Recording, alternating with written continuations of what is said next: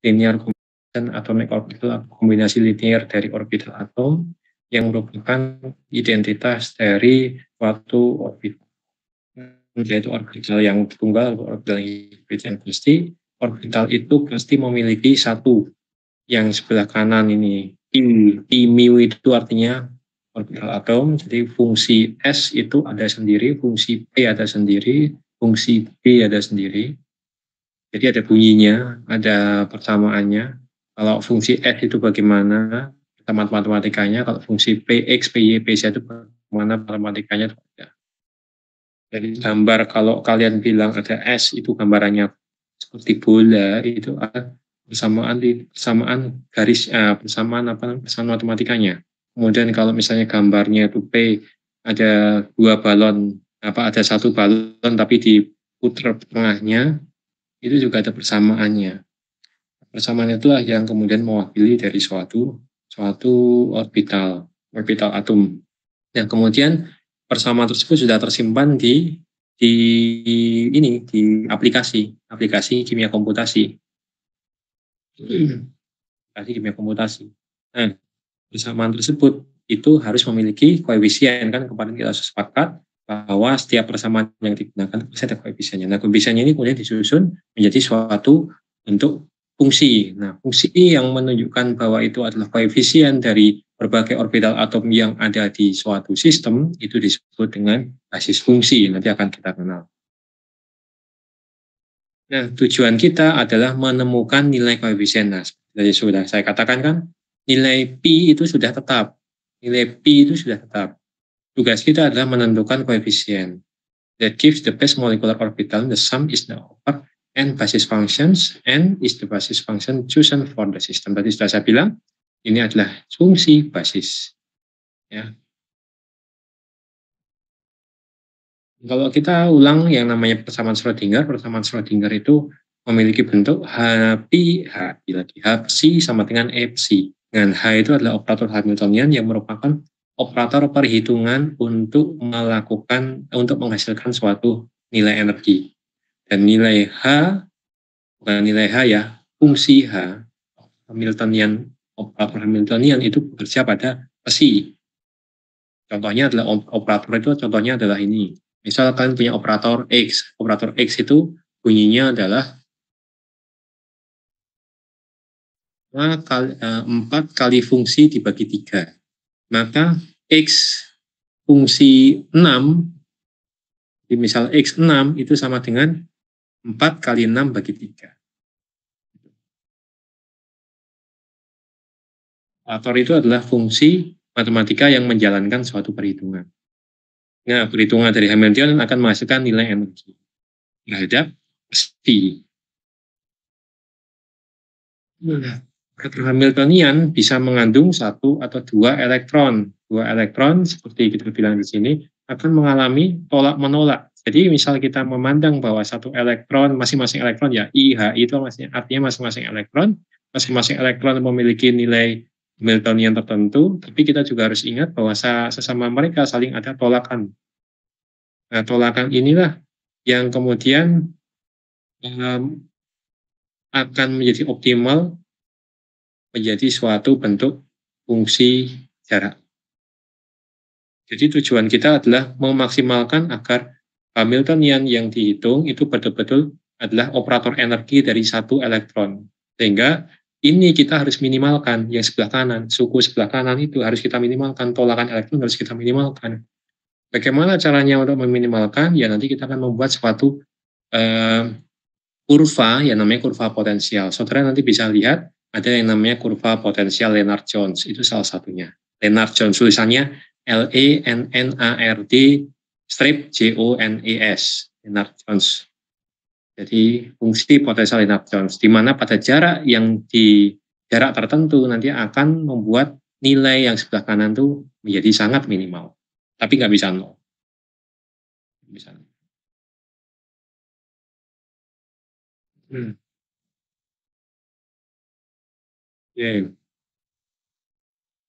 Lalu misalnya kita mengabaikan adanya interaksi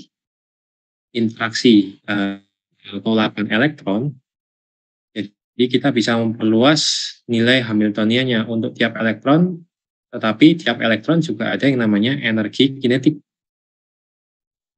Juga namanya energi kinetik. Dan ada beberapa energi potensial, yaitu potensial apa? Potensial tarikan inti dan elektron.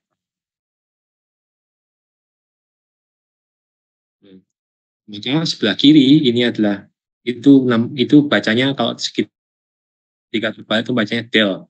Segitiga terbalik itu bacanya del. Del itu adalah operator. Nah, del itu adalah operator dari apa? Dari ini. Apa itu turunan kedua? Turunan kedua terhadap suatu titik itu disebut dengan apa? Dongera. Boleh lah, yang penting kalian nggak kayak kuliah aja. Kan kuliah-kuliahan nih, nggak dong, yang penting besok keluar.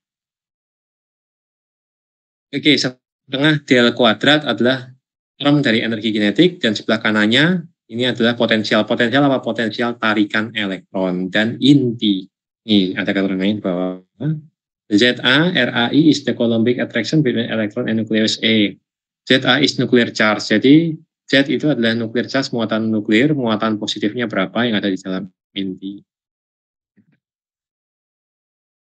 Nah, hal tersebut itu masih sangat sulit ya diselesaikan menggunakan komputer. Kenapa? Karena komputer tidak mengenal yang namanya turunan.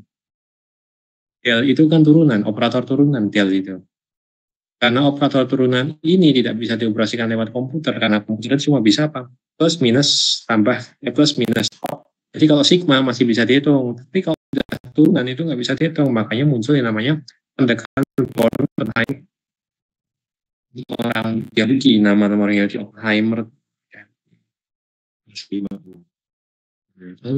Lu kalian diam aja.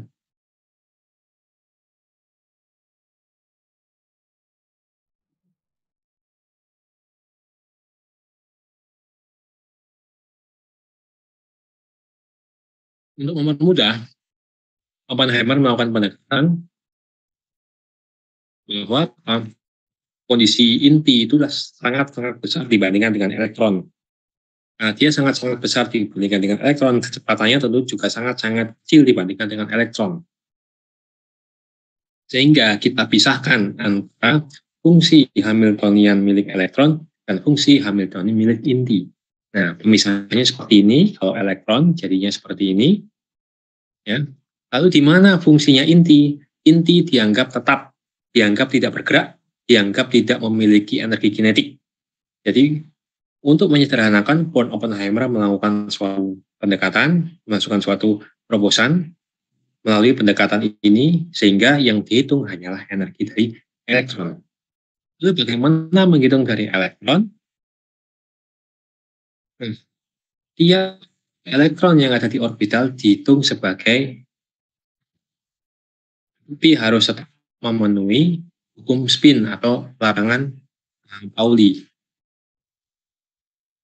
Jadi untuk membuat agar itu bisa dihitung, maka Tree, penemu yang lain, mengusulkan bahwa fungsi gelombang dapat diekspresikan sebagai bentuk dari spin orbital. Misalnya untuk tiap elektron, fungsi gelombangnya jadi seperti ini.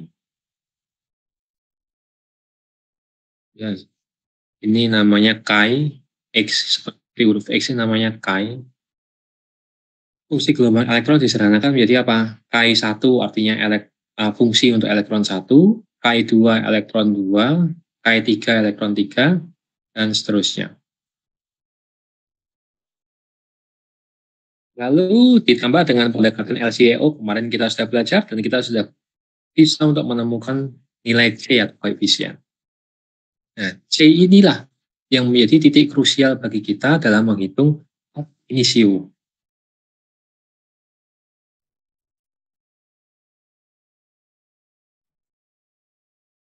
Sehingga perhitungan energinya jadi lebih mudah. Kenapa?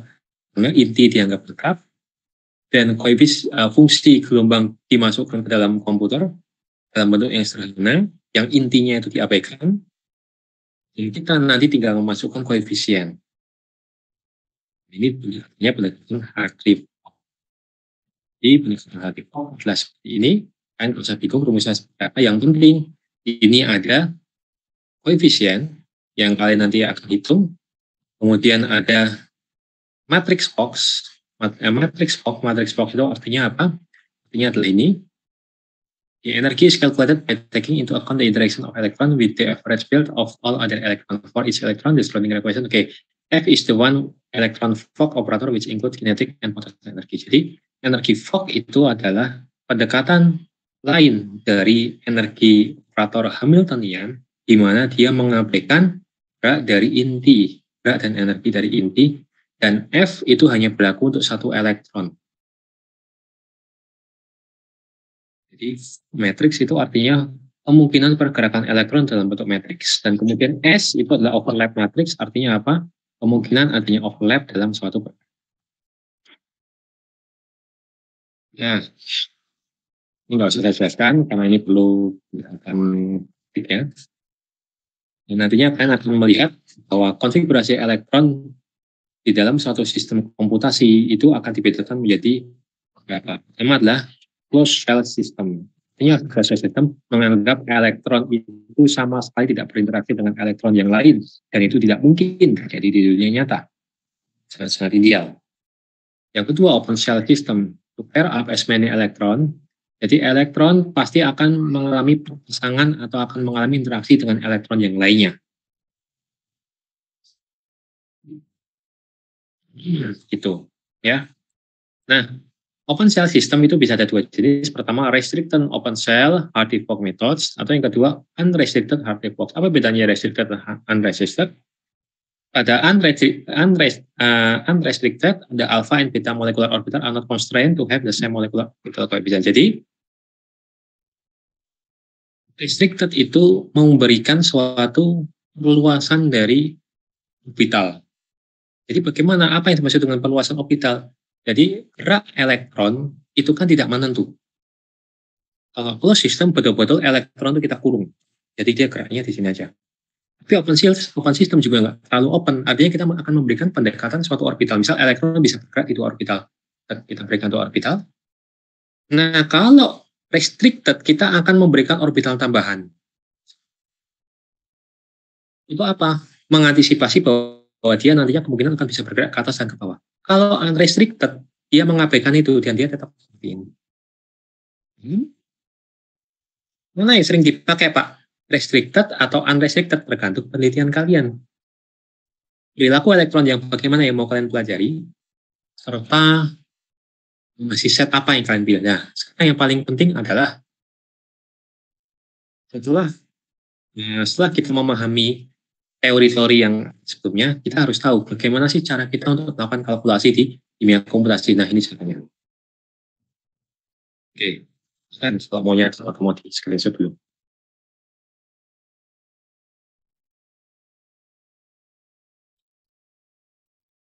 Misalnya Pak, yang restricted sama unrestricted, yang close sama yang unrestricted, berarti kayak hampir sama gitu.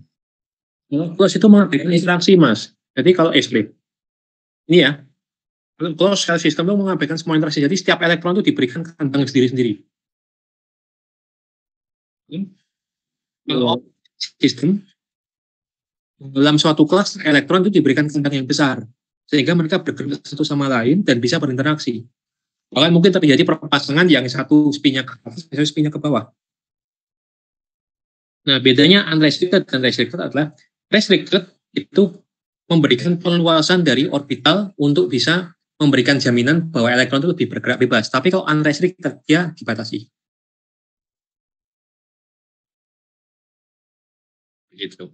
Intinya seperti itu. Ada pertanyaan lagi?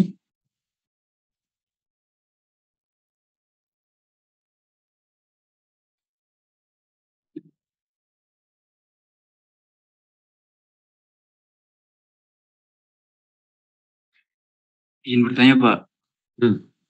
Kira-kira contoh pengaplikasiannya di antara unrestricted sama restricted itu gimana ya, Pak?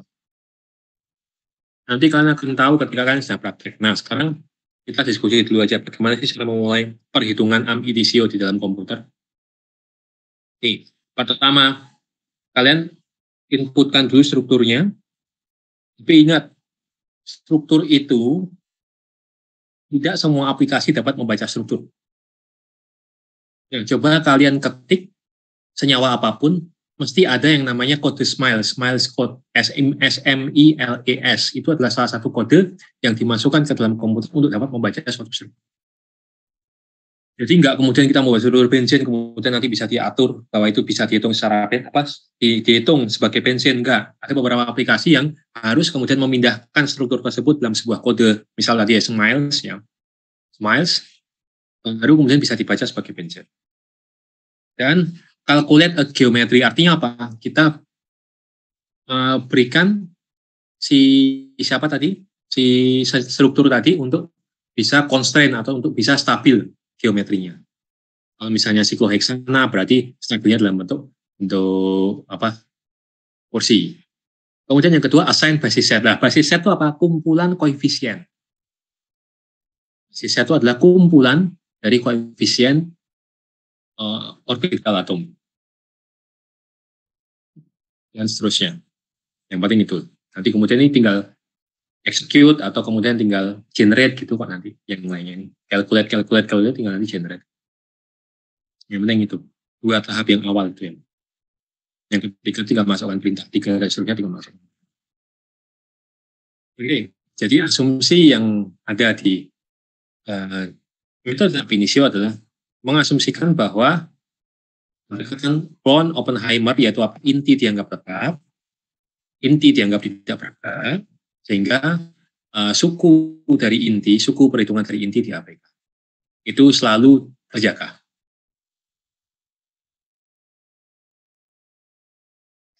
Jadi asumsi ini baru akan terjadi ketika kita menjamin nilai interaksi elektron-elektron itu minimal. Dengan jalan apa? Membuat suatu kurva potensial hingga kita tahu jarak R-nya. Kalau misalnya itu dekat, maka asumsi von Oppenheimer tidak akan berlaku. Karena apa? Ketika dekat pasti akan ada interaksi inti. Sehingga tidak bisa valid. Yang kedua, menyediakan basis set yang cukup. Basis set itu apa? Koefisien. Apa itu basis set, Pak? Koefisien itu bagaimana maksudnya? Kemarin kita sudah bicara LCEU. Setiap fungsi gelombang pasti ada koefisiennya. Oke. Ini di belakang akan kita pelajari. Kemudian yang nomor 3, asumsikan bahwa korelasi elektron itu cukup. Ya. Artinya apa? Dengan basis set yang kita berikan, kita asumsikan bahwa gerak elektron itu cukup difasilitasi dengan basis set tersebut. Misal ya, dia kecil, kemudian ternyata dia gerakan elektronnya bisa kemana-mana. Nah, berarti sistemnya sudah pecah. Artinya pecah itu apa? Perhitungannya nggak valid lagi. Nah, supaya kalian bisa memilih basis set yang tepat, makanya kalian harus menyesuaikan dengan apa? Dengan adanya Lennard-Jones, potensial Lennard-Jones tadi. Misal, kok saya biasanya pakai potensial Lennard-Jones. Coba aja ketik di Google. Lennard strip Jones potensial. Gitu.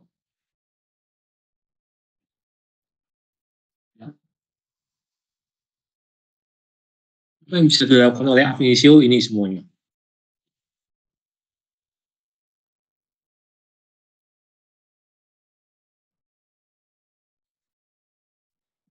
Dapat menghitung geometri, dapat menghitung ground and excited states, homo lumo, dan segala macamnya, dapat menghandle konfigurasi elektron macam apapun, bisa konfigurasi elektron tereksitasi, promosi, belum terhibridisasi, dapat menghandle banyak sekali unsur, bahkan bisa membaca vibrasi, frekuensi vibrasi, artinya pembacaan di FTIR itu bagaimana, serta NMR-nya. Raman itu apa Pak? Kalau FTIR itu bilangan gelombang yang valid itu antara 400 sampai 4000. Kalau Raman di bawah 400. Sama seperti IR pembacaannya, cuma cara kerjanya berbeda.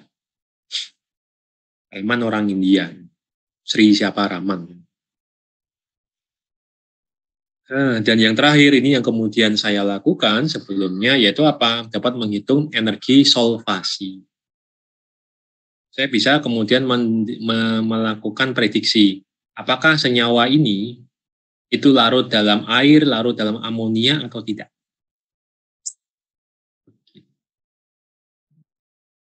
Nah, cuma ini ya, ada batasan, walaupun setiap batasan pasti ada konsekuensinya, maksudnya dapat diatasi dengan jalan menambah kapasitas komputer. Tapi kelemahannya, hampir-hampir kelemahannya itu ada batasannya itu aja, tempatnya lebih banyak. Batasannya adalah requires more CPU time, artinya membutuhkan waktu lama kalau komputernya itu nggak cukup kuat. i7 untuk menghitung simulasi dinamika molekuler selama 1 pikosecond dengan metode kuantum mekanik, artinya ab initio dicampur dengan molekular mekanik, itu membutuhkan waktu 1 minggu hanya untuk melakukan simulasi dengan dinamika molekuler selama 1 pikosecond. Oke. Tapi keunggulannya apa? Tidak ada bias eksperimental, artinya data kalian insya Allah 90% valid. 10%-nya perilaku naturalnya dari si elemen tersebut. Dapat menghitung, dapat meningkatkan kalkulasinya dengan lebih detail, dengan meningkatkan apa? Basis set, level of theory, dan kemudian kemungkinan korelasi elektron, dan seterusnya. Dapat menghitung novel structure. Novel structure itu apa? Novel itu baru. Dapat menghitung struktur baru banget. Struktur yang nggak ada di dunia ini, diprediksikan ada, dapat dihitung. Dan saya bisa, kemudian saya memprediksikan ada struktur ini, saya hitung melalui ab initio bisa, nanti saya bisa menentukan IR-nya bagaimana, NMR-nya bagaimana, dan seterusnya. Jadi kan? Nah, seperti itu. Ini yang sebenarnya sebelum kita ke kapasitas.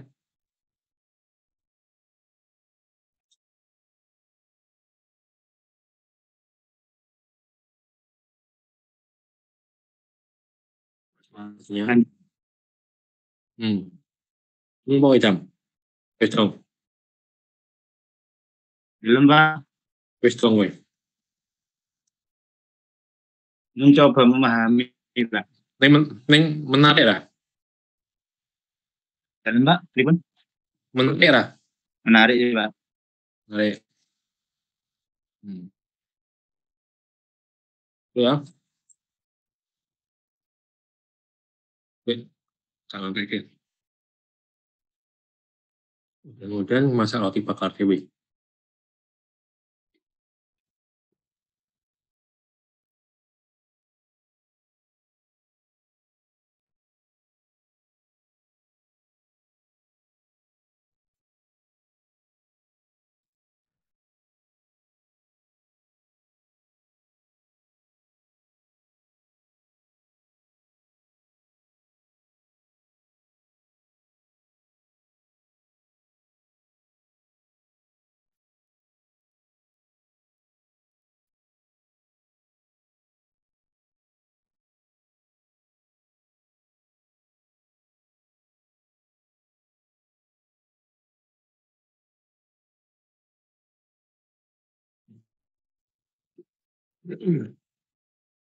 Bisa ya. Coba alamatnya harus ganti sih. Kalian Google MSL basis set. Google KY.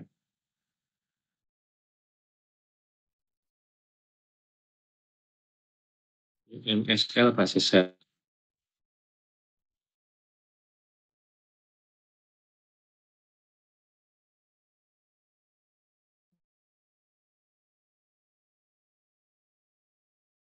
MSL basis set adalah suatu Discord atau suatu grup di dalam internet di mana para penemu basis set itu berkumpul dan saling menukarkan basis setnya satu sama lain. Basis set itu ada misal yang yang agak berat.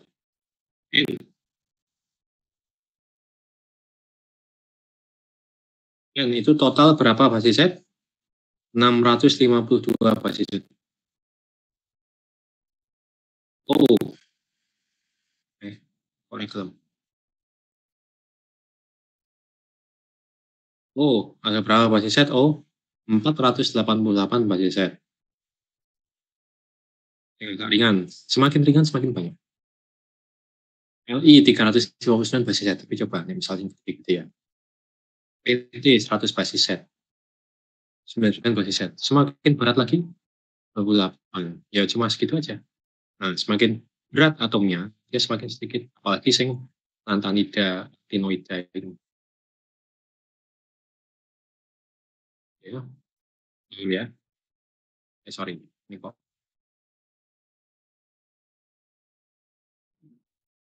Misal ya, kalian mau menghitung struktur NH3, maka kalian klik aja N sama. Nah, ternyata ditemukan 412 basis set. Kalian bisa milih basis setnya. 412. Dan ini semuanya gratis. Misal saya klik ini.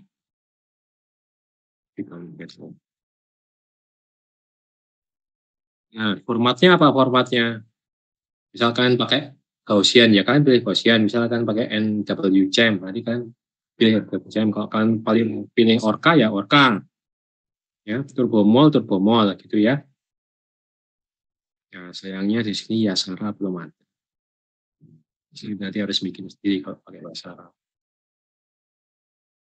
Oke, lalu get basis set. Nanti kemudian kita bisa buat. Nah, apa itu basis set? Seperti yang saya bilang tadi, basis set itu adalah kumpulan koefisien terhadap suatu fungsi orbital.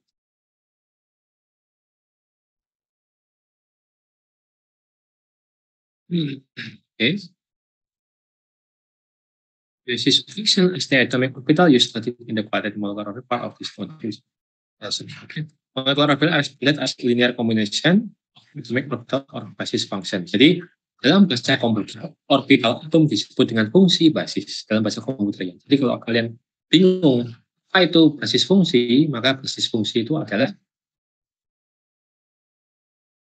orbital atom.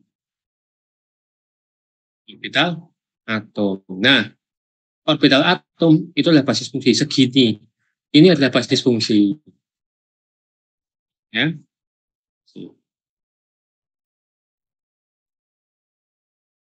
Sorry, segini itu basis fungsi. Nah, basis fungsi yang banyak disebut dengan basis set. Jadi kalau basis fungsi itu kan cuma satu orbital. Kalau yang ternyata yang untuk perikatan itu banyak orbital, yang berorientasi banyak orbital, berarti kita pakai basis set. Nah, oke. Dalam basis set kita akan mengenal 3 hal. Pertama, minimal basis set. One basis set, one basis function for every orbital used in atom. Jadi, misal kita kemarin ya diskusi tentang adanya CH4. CH4 itu ada orbital sp3. Tapi dalam minimal basis set ya, maka S disendirikan, P disendirikan. Nggak ada orbital sp3. Nah, sehingga itu tidak valid. Maka akan ada usaha yang kedua, yaitu apa? Scaling, memperbesar di orbital by splitting the minimal basis set. Jadi orbital ada minimal basis set di besar. Dengan cara bagaimana? Split the valence orbital only. Jadi nanti misal S dan P ya, nanti P-nya ditambah. P-nya ditambah. Atau kemudian split all orbital. Artinya apa? S-nya ditambah, P-nya ditambah. Dipisahkan maksud saya, bukan ditambah, sorry, dipisahkan, split itu dipisahkan. Jadi P-nya dipisahkan, jadi awalnya P itu cuma ada satu orbital, dipisahkan jadi 2. Kalau yang S berarti jadi 1, kemudian jadi 2. Nah, atau kemudian bisa diperluas extended basis set dengan menambah fungsi polarisasi. Polarisasi itu maknanya apa? Polarisasi itu maknanya adalah adanya spektrum dari elektron yang bisa melewati basis set tertentu, sehingga kita harus memberikan tempat pada dia. Yang kedua, menambah fungsi difusi. Artinya apa? Elektron kadang-kadang menyelonong, nerobos. Kita harus menambahkan fungsi itu, supaya apa? Nggak bocor kotak simulasi kita. Dan kemudian ada tambahan yang lain. Kalau minimal basis set, seperti ini, yang kemarin kita sudah bahas ya, kan nggak usah bingung. E pangkat minus B1R kuadrat itu apa? Ini fungsi dari S. Fungsi dari apa? S. Kan nggak usah bingung. Minimal basis set is that orbital X ya maksud saya. Minimal basis set is that we select one basis function for every atomic orbital that is required to describe the free atom. Ya, ini basis setnya seperti ini untuk S ya, untuk S. Nah, kita lihat di sini ada koefisien C dan ini ada B ya, ada C, ada B, ada C, ada B, betul ya? Perhatikan, ada C, ada B. C itu adalah koefisien, B itu adalah eksponen. Setiap orbital pasti punya eksponen. Setiap orbital punya eksponen. Berarti saya bisa dong Pak membuat basis set sendiri, ya silahkan. Dan bagi itu ke tadi EMSL tadi. Karena kalian bisa pakai MMSL dengan luas, maka kalian juga punya tanggung jawab untuk apa ketika kalian menemukan basis set yang baru, bagi ke sana. Ya. Jadi ini kan ada 3 ya, S-nya ya. Saya nggak bahas SP.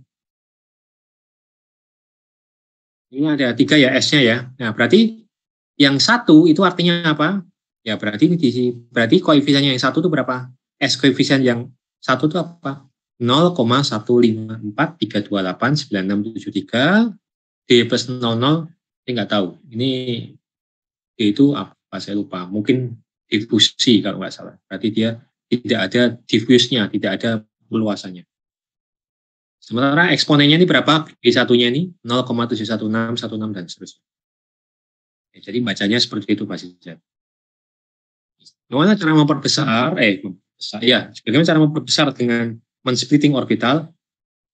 Flexible and perhaps contract the orbital differently. Jadi untuk orbitalnya itu bisa mengembang dan mengempis. Itu aja. Jadi kalau posisinya mengempis, dia memiliki fungsi tertentu. Ketika mengembang, dia memiliki fungsi tertentu. We replace its minimal basis set orbital by 2 orbitals, one large, mengembang, one small, mengempis. Ketika itu besar, eksponennya kecil. Ketika itu mengecil, eksponennya besar.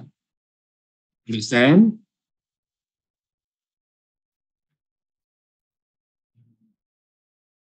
Murah? Yes. Nyambung loh? Misal orbital S kan bundar. Orbital S itu bundar. Nah, kita menggantikan dengan apa? Dengan jalan bundernya ini bisa membesar. Kalau membesar berarti kita berikan eksponen yang kecil. Kalau mengecil kita berikan eksponen yang besar. Jadi seperti ini, ada 6. Awalnya 3 tadi, sekarang ada 6. Gak usah perhatikan yang bawah. Awalnya 3 jadi 6. Ini eksponen yang besar untuk yang sebelah kiri eksponen ya, yang kanan koefisien. Ini eksponen yang besar untuk apa? Untuk yang, berarti ini J itu maksudnya kali 10 ini berarti. Ini berarti eksponen kali 10 pangkat 4. Ini untuk yang orbital yang kecil. Yang bawah untuk orbital yang besar.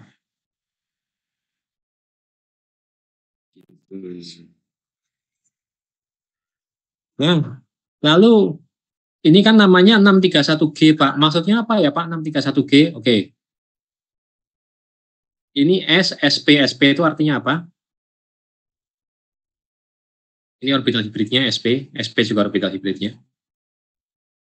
Jadi, orbital yang terlibat di situ adalah orbital dari S. Untuk perikatan ya, karbon untuk perikatan. Orbital dari S-nya. Kenapa kok S masih memiliki peran penting? Karena dia dekat dengan inti. Jadi hampir semua basis set pasti akan melibatkan orbital S luarnya ya, terutama terluarnya orbital S terluar. Kemudian orbital SP ini adalah orbital hibridnya. 631 itu apa? Yang atas S-nya 6, kemudian 3, ini 1. Understand?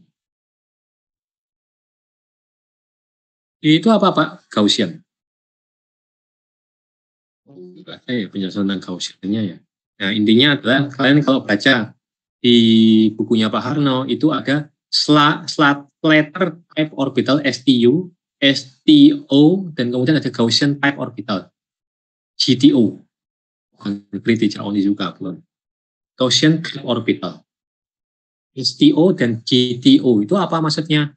Silahkan baca sendiri di bukunya Pak Harno. Kalian juga sudah merangkum, pasti kalian juga sudah sampai sana. Intinya Gaussian itu bentuknya kayak lonceng, STO itu bentuknya cuma seret gitu aja. G itu berarti tipe Gaussian. Nah, kadang-kadang basis fungsi perlu diperluas dengan jalan apa? Melakukan polarisasi. Simbol polarisasi yaitu apa? Bintang. Kenapa ada polarisasi? Karena ada pengaruh influence of other nucleus, jadi pengaruh dari inti atom yang lain yang akan melakukan distorsi atau apa? Harusnya geraknya lurus, tiba-tiba geraknya belok. Nah, ketika belok ini kan kalau kita nggak punya tempat untuk memberikan belokan ini, data kita jadi nggak valid. Sehingga kita harus menyediakan suatu fungsi basis yang terpolarisasi. We clearly need orbital that have more flexible shapes in a molecule that SPD etc shapes in the free atoms. Oke, tadi kita splitting kan ada yang besar, ada yang kecil. Nah, sekarang kita apa? Menambah orbital baru yang memiliki ukuran yang lebih fleksibel, artinya kita perbesar. Jadi cirinya kalau diperbesar satu kali itu bintang satu, add a set of D functions, ya. Jadi ditambah fungsi D. Kenapa? Karena kan fungsi S nggak bisa diperbesar. Besar kecilnya kan bergantung jari-jarinya. Maka tadi kan yang berubah tadi cuma apa tadi? Koefisien sama eksponennya, pangkatnya. Kalau di sini kita menambahkan orbital baru, orbital apa? D. Untuk apa? Memberikan jaminan bahwa elektron punya tempat saat dia terdistorsi.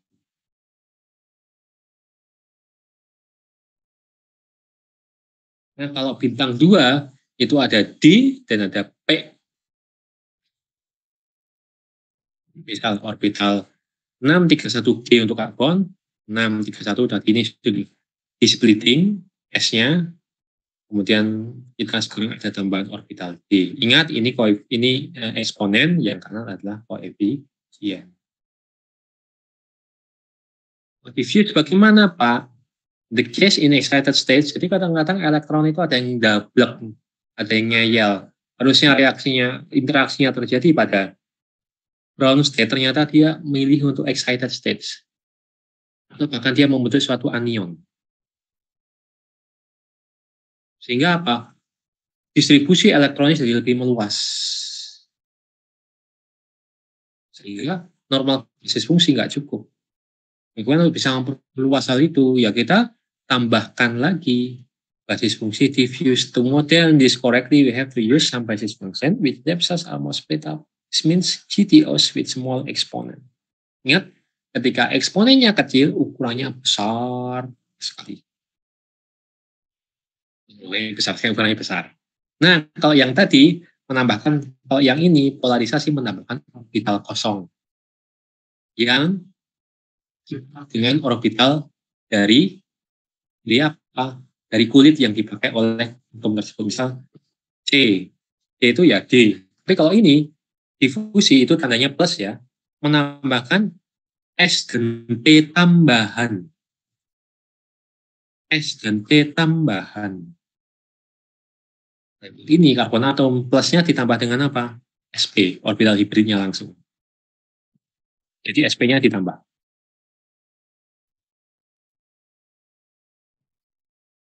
Oke, sampai sini ada yang mau ditanyakan? Ini saya jelaskan ketika kalian sudah melakukan yang ini aja, perhitungan yang ini aja. PSSE itu nanti kalian belum kenal potential Lennard Jones, ini aja, besok aja kalau kita menghitung magnesium. Ini penting untuk apa? Kadang-kadang gini loh.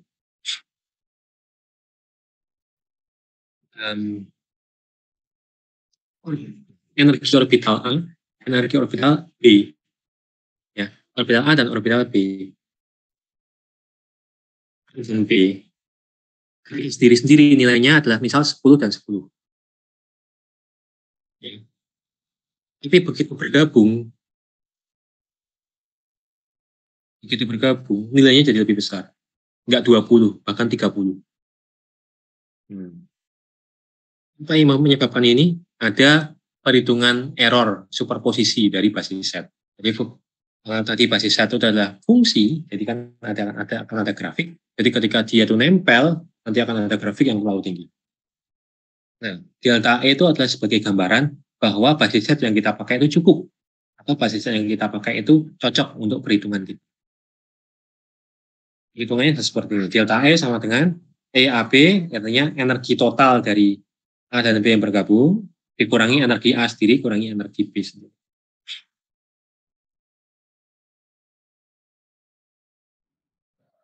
Jika terlalu negatif, artinya energi totalnya malah lebih kecil dibandingkan energi individunya. Jadi, isi setnya belum komplit. Dia perlu memerlukan stabilisasi tambah. Intinya adalah delta E-nya nggak boleh terlalu negatif, tapi nggak boleh juga terlalu positif. Kalau nol bagus sekali, tapi yang nol basisnya itu kan pendekatan manusiawi, artinya kan perhitungannya bisa error. Tapi kadang-kadang BSSC juga ditemukan ketika misalnya kita menggunakan asam karboksilat. Asam asetat itu dia bisa mengalami dimer. Nah, dimer itu punya energi penstabilan sendiri, jadi nanti bisa negatif. Maka kita harus pelajari juga sifat kimianya. Metodenya untuk melakukan perhitungan PSSE yaitu dengan counterpoise correction. Kita menggunakan orbital hantu. Orbital hantu. Wow. Itu adik-adik punya Pak. Nanti bisa baca. Oke, dan inilah akhir dari pertemuan kita untuk melakukan perhitungan magnesium. Saya mau ditanyakan?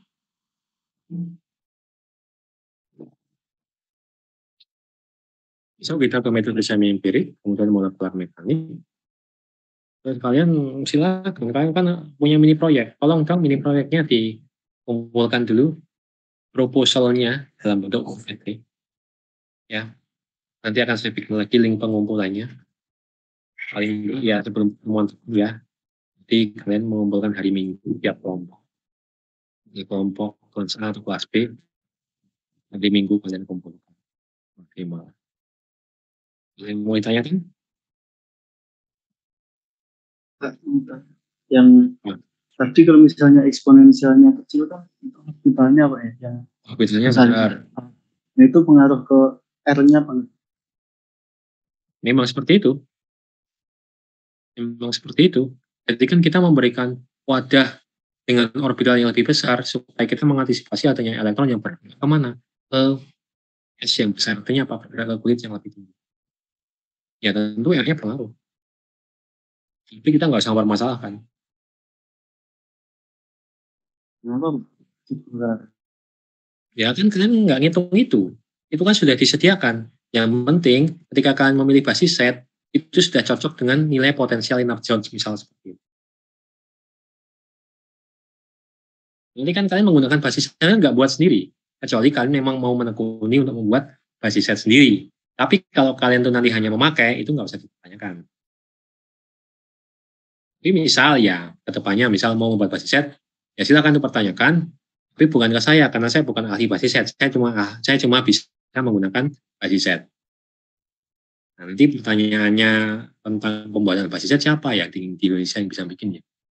Saya bilang Indonesia ya, karena Indonesia itu jarang yang punya keterampilan bikin basis set.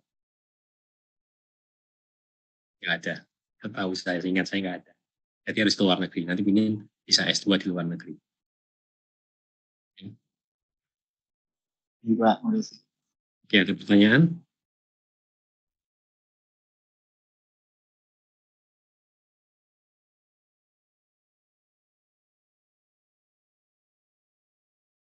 lupa.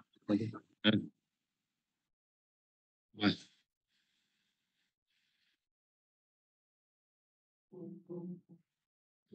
Apa pertanyaannya?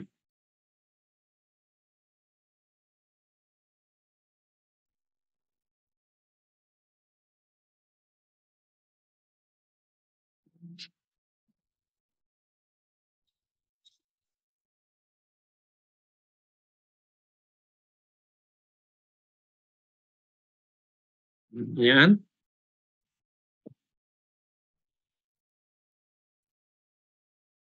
Cukup, Pak.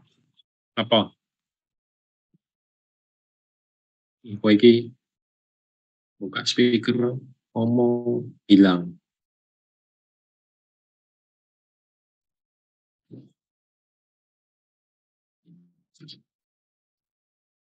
Ini nggak ada, kita tutup sampai di sini. Selamat belajar. Oh, apa yang chat ini? Oh, cukup Pak. Oh, alah, cukup Pak. Ya wis. Kita tutup sampai di sini. Selamat belajar. Intinya kalian jangan hanya belajar dari saya. Saya hanya memantik. Bisa jadi ketika kalian membaca buku Pak Harno kemarin, kan nggak ngerti. Nah, dengan pertemuan ini, kalian bisa lebih jelas dalam membaca bab metode ab initio. Gitu ya. Besok kita semi empirik.